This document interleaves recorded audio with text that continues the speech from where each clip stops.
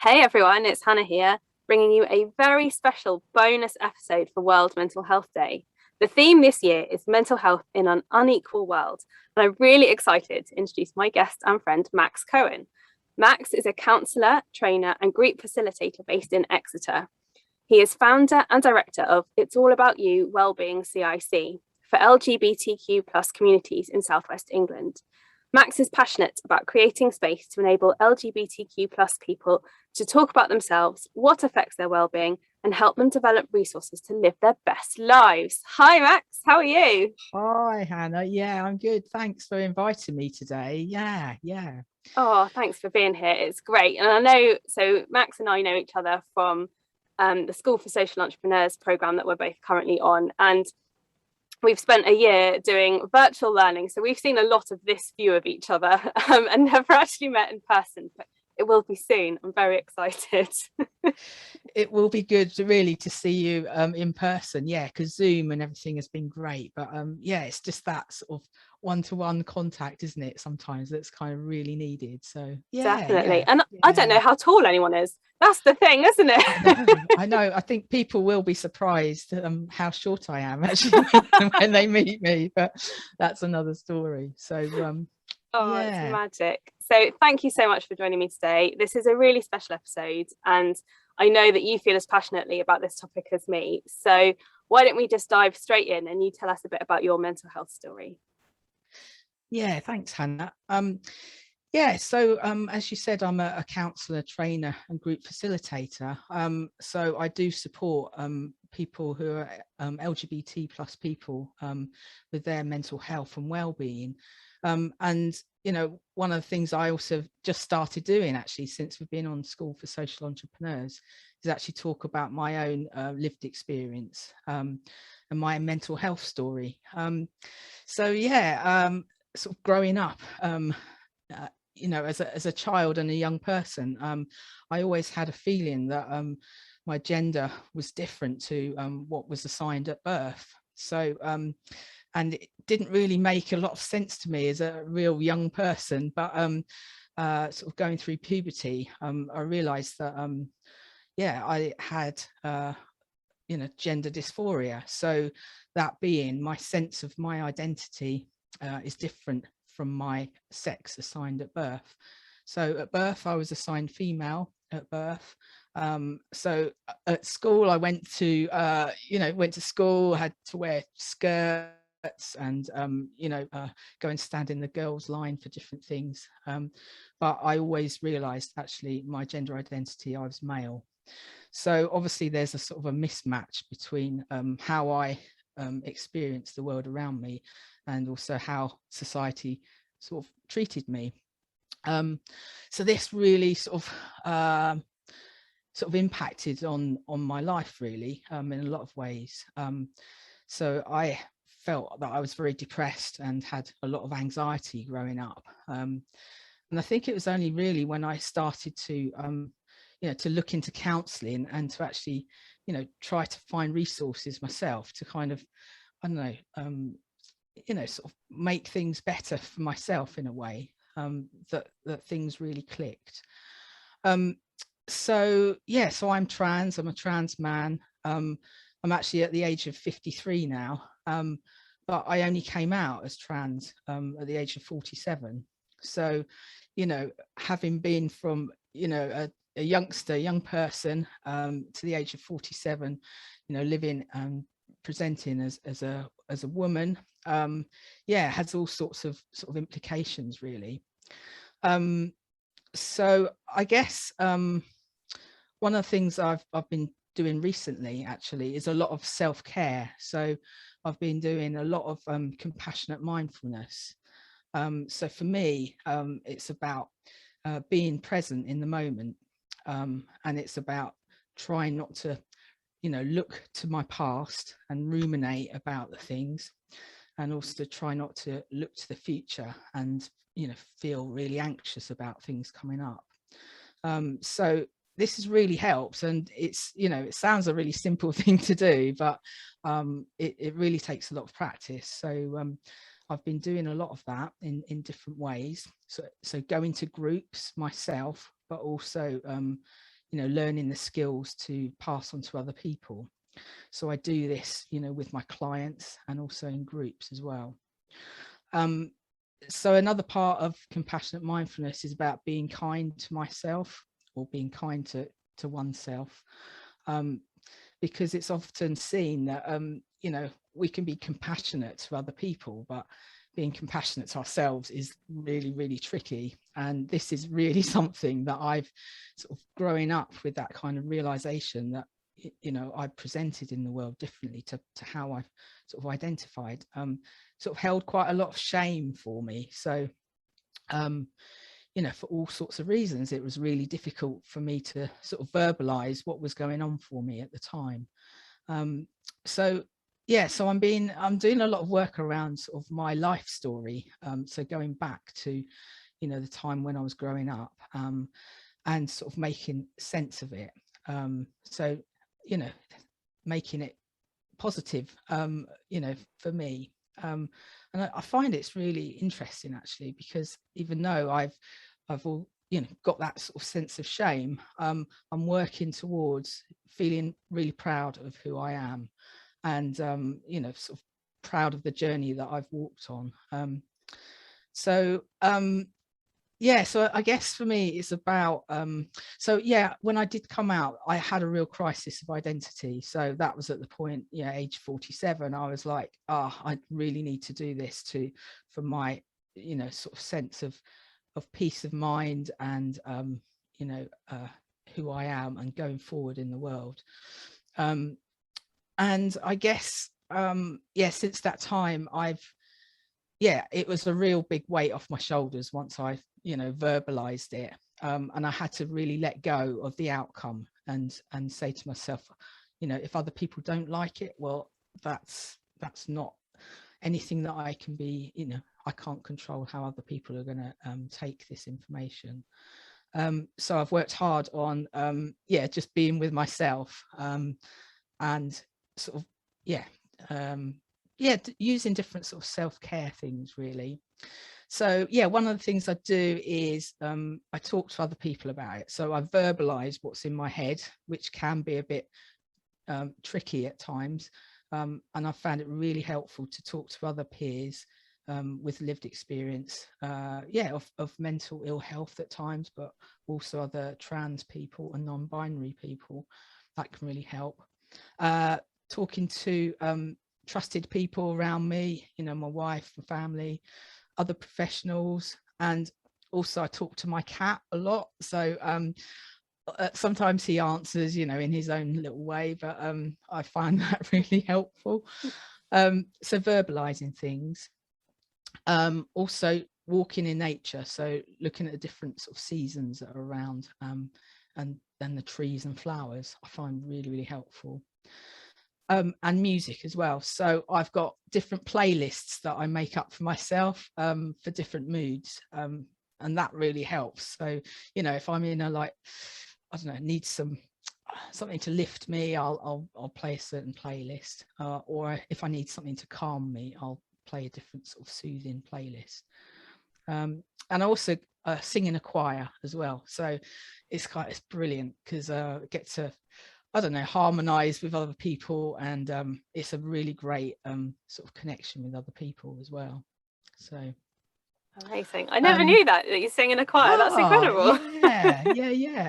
And ordinarily we would go out and do sing at different events and things. So it's that kind of sense of connectedness with other people, and because it's an LGBT plus choir as well, we go and sing at pride events across the Southwest. So so that's really, really good. And we've just started meeting face to face again now, so that's lovely. really special. So that's cool.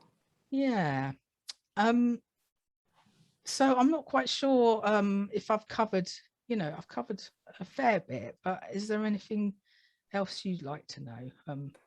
So I think there's a couple of things to unpick from what you said, and I think for me, shame is a really kind of is a constant theme through all of you know, when we're talking about mental health, when we're talking about gender or sexuality or the things that make us who we are, shame is a really kind of big thing that can really have such a huge kind of and long lasting impact on us and how we view ourselves and the people around us. And I guess I just want to unpack a little bit about, you know, it's really hard. So when I've struggled with my mental health, and for a long time I was really ashamed. You know, I grew up feeling like I was broken and there was something inherently bad about me that meant I felt this way and I couldn't be like my peers. And it was only when, as I became an adult and I started talking about things, and actually it was probably mainly when I had postnatal depression, that somehow in my mind seemed like a more acceptable form of mental illness. So I was able to talk about that, and like as a result other stuff started coming out and I started to have those conversations. And I think it's only by having those conversations and talking about it that shame can start to reshape itself almost into something a bit more manageable. And I didn't know whether your experience was somehow similar in that way. Yeah, I can really relate to that in sort of different ways. So yeah, I think that sort of feeling of shame and being different from other people, so almost othered, was sort of one of the reasons why I found it really difficult to speak out in the first place. So, you know, being seen as weird or odd or, you know, unfixable or broken in some ways.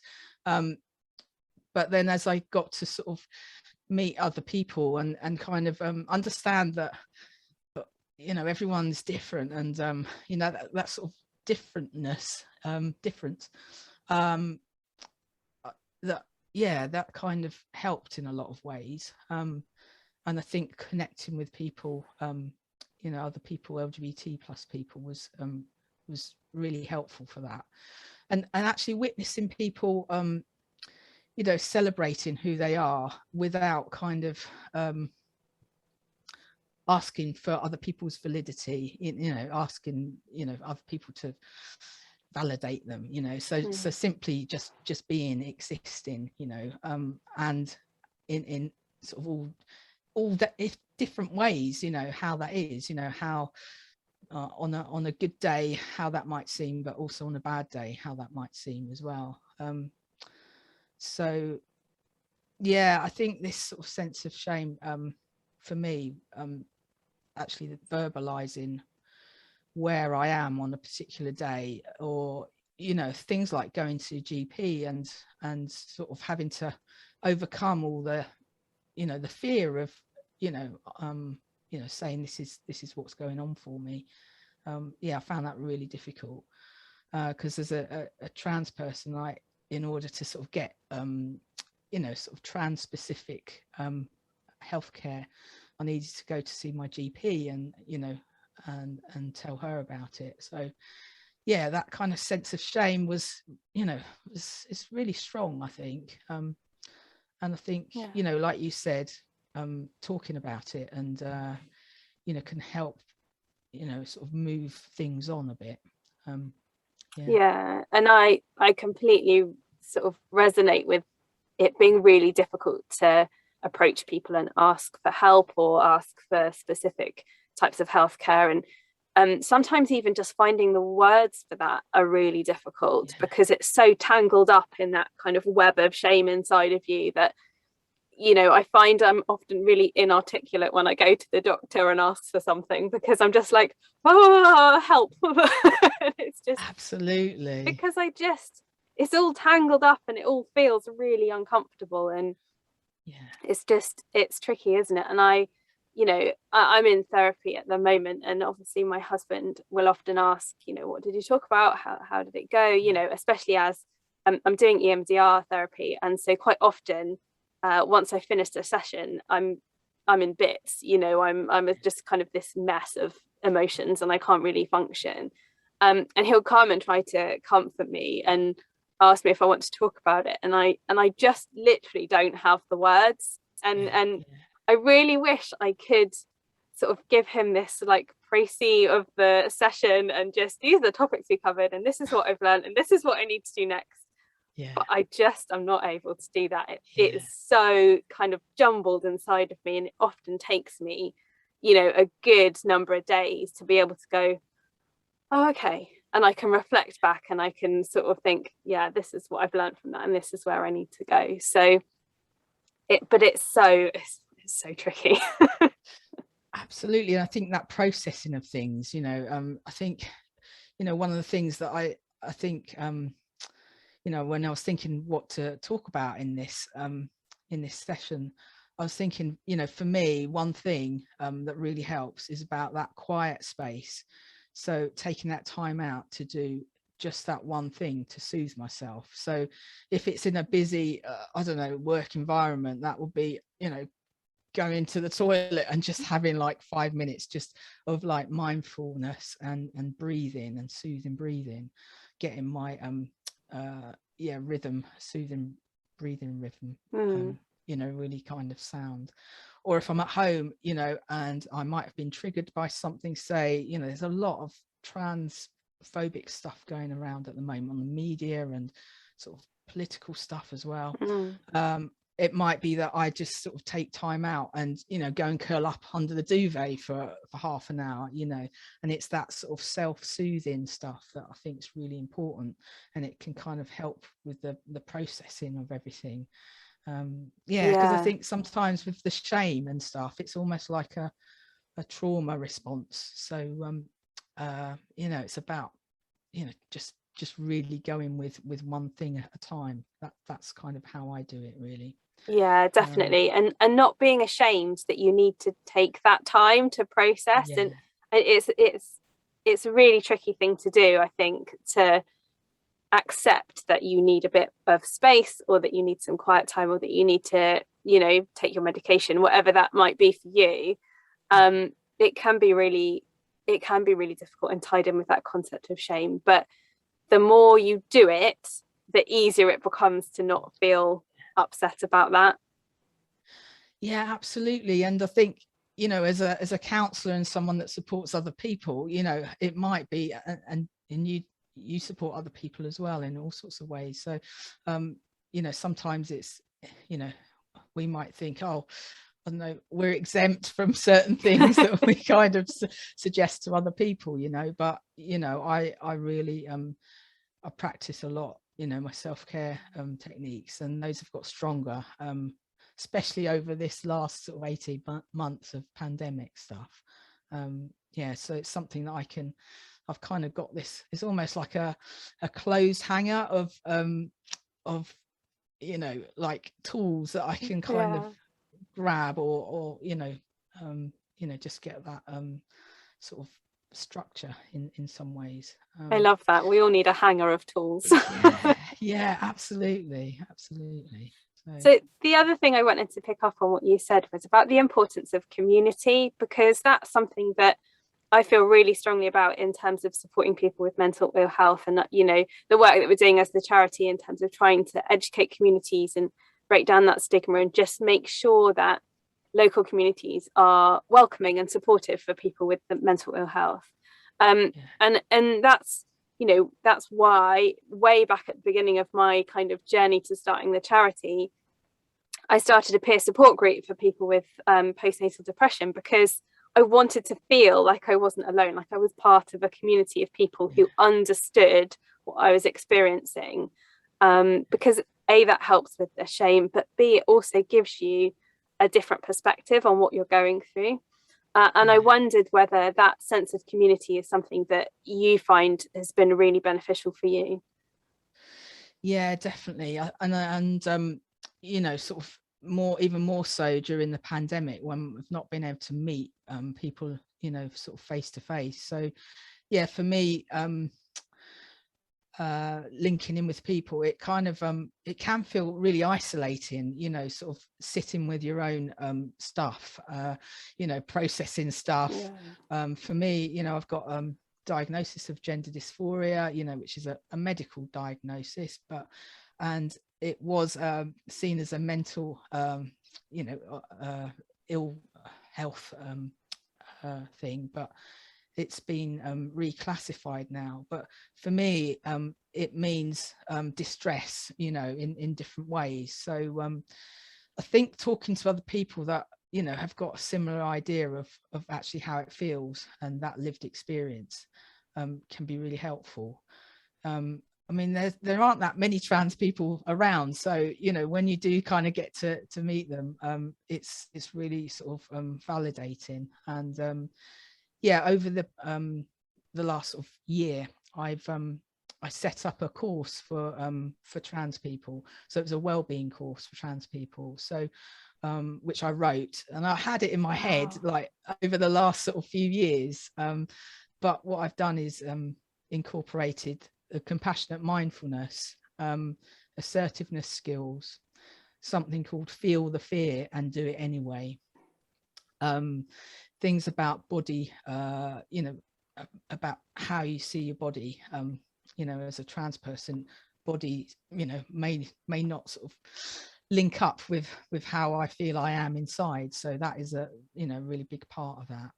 So we talk about body positivity and you know, sort of expectations of different things, and yeah, and also, you know, just sort of being kind to ourselves in the process, you know, sort of linking up with people, talking about you know, different cultures and how trans people have always been around, but you know, we might have been under the radar in different ways, but in different cultures, you know, we've always been around.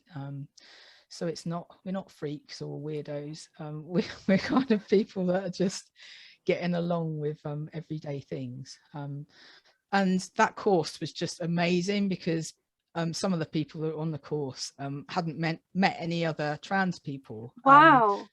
At all. So they felt really, you know, isolated. So some of the feedback from them was, you know, it's kind of almost changed their outlook, and they feel their authentic selves, and you know, it's really powerful. Yeah, you know, that's feedback. amazing. Yeah. Yeah. Oh, So that's I was fantastic. just, yeah. So it was great to be able to deliver that. Yeah. I think that's magic. And I think, you know, the work that you're doing in bringing communities together, but also just connecting people with different tools to help them find their way, you know, that's we need so much more of that, don't we? And I think um I'm determined to reclaim the word weird or weirdo, because that's definitely been a constant theme throughout my life, is that that's what I've heard about myself and felt about myself. And do you know what? What is normal anyway? I am going to celebrate my weirdness in all its glory and just be done with it. That's brilliant. I love that. And within the LGBT plus community, you know, queer is a word that's been reclaimed, and you know, some people equate that to the word weird in some ways. And so, you know, many people within LGBT plus community are yeah, reclaiming that word queer as a sort of sense of empowerment and you know, sort of celebration of difference. And I think that's, you know, we're all different, but we're all human and we're all equal and valid. So Yeah, yeah. you know, I've struggled with labels. Like, I don't really like labels, but then I find, like, when I figured out that I had anxiety and OCD, I was like, oh, that actually really helps. But generally speaking, I don't like labels. But I do, so I identify as queer, and that is my, like, that's the happiest label I've ever found. Like, it makes me really happy to go, oh yeah, because I really struggle with bisexual or pansexual, and I was like, no, they don't feel right for me, whereas queer does. And I'm like, yes, I'm a weird queer person, I'm happy. That's awesome. That is It's all awesome. good. Yeah, it's all good. Yeah, and actually, you know, going back to the shame thing that we were talking about, I've only just sort of realized there's two things that are you know, that I've two bits of terminology that I've found, and when I've got my head around them, they make sense and I can kind of move on from them. And that's one of internalized phobia. So internalized homophobia, transphobia, biphobia. And the other one is minority stress. So, you know, both of those, sort of like encapsulate, you know, the sort of issues of, you know, society and you know, being different, or, you know, outcasts, or, you know, not good enough in some ways. So yeah, so when I do my work, you know, I really sort of link into that, and you know, sort of shame is often a part of that. So yeah, Yeah, compassionate definitely. mindfulness has really been seen within LGBT communities to help with internalized phobia and shame. So yeah, so it's sort of going from a place of shame to pride, you know. So this is Yeah. kind of, you know, hopefully the journey that you know, I'm on myself, but I can help other people, you know, sort of I don't know, just show a different, you know, Yeah. different way to be, really. So Oh, I love that, Max. That's just so amazing. And that brings us really nicely to your change one thing. What is your one thing that you'd yeah. recommend for us? Yeah, well, I've been really cheeky about this, Hannah, because you did say change one thing, but I've got change one thing for myself, change one thing for other people, and change one thing for society. So I know it's Awesome. cheeky, but so the change one thing for myself is about continuing to take my quiet time and space for myself when I need to. Yeah, so that's my one thing for me. And then for other people, it's about taking time to listen to someone else. It could be someone that you meet in the street, it could be, you know, someone at work, it could be a family member, but just take some time to really listen, you know, listen as if you're, you know, not gonna tell that person your stuff, but listen just for them, you know. And then society wise, conversion therapy is still legal in this country, as it is in many other countries. But you know, I'm really trying to get across to people that, you know, conversion therapy, which means some therapists, and it might be people of faith doing it as part of a religion, where people try to convert someone from their true gender identity or sexual orientation. So, I mean, obviously, this is really harmful for people's mental health. Yeah, so there's a campaign at the moment to ban conversion therapy. So that's my one thing. I really can't say any, you know, as, you know, really strongly Yeah. believe that needs to change. Yeah, so yeah, I think that's my my one thing. I My love three that. things. Your three things. Well, this is a special Yeah. episode. It's all good. Yeah. And I think, you know, we can share the link to the campaign in the show notes so that people can get on board and support, because we all know how it feels when we're trying to live a life that doesn't align with our true selves. We all know how difficult it is to try and fit in that tiny little box that society wants to put us in. And if we don't fit in it, how uncomfortable that feels. And you know, the fact that this is still legal is just atrocious. So Yeah. we will all get behind the campaign and hopefully Brilliant. see some progress, which would be really positive. Yeah, brilliant. Thank you. And Oh, yeah, just to sort of maybe end, I don't know if you want to end now or carry on, but there's you know, so just to say that Switzerland have made same-sex marriage legal this week.